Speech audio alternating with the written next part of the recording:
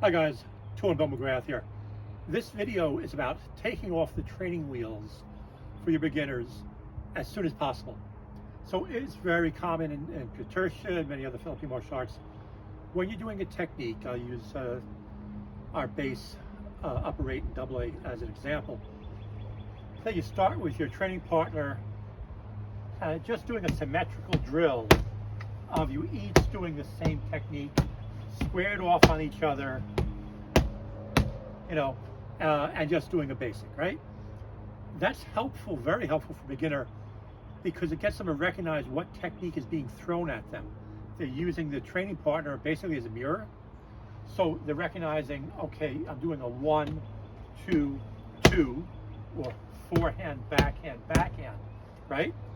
And striking on the stick as you do this, right? The beginners.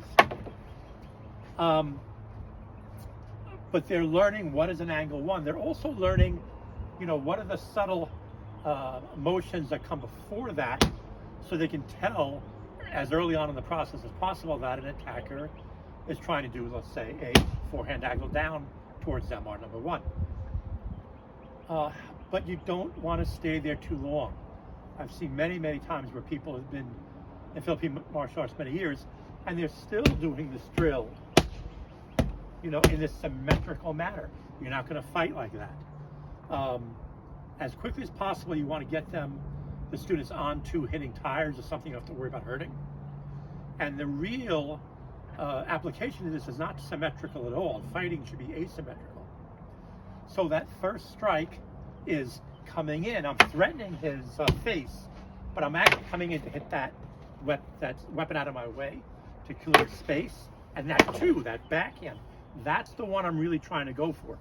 So if we say there's a stick, what do you call it? The pool noodle is his hand or his arm. I want to fake towards his head. So he's actually worried about that. I come in and take the stick and I go for the hand with the backhand. The second backhand is route to clear space. I'll either take his weapon out of the way, or I'll hit the head, the arm, etc. But I'm not staying symmetrically lined up spine to spine with the guy. I'm moving. So that first one is throwing towards his head, but it pulls up short and clears his weapon out of the way. The second one is the one that one guy always emphasized with us as your main intended hit.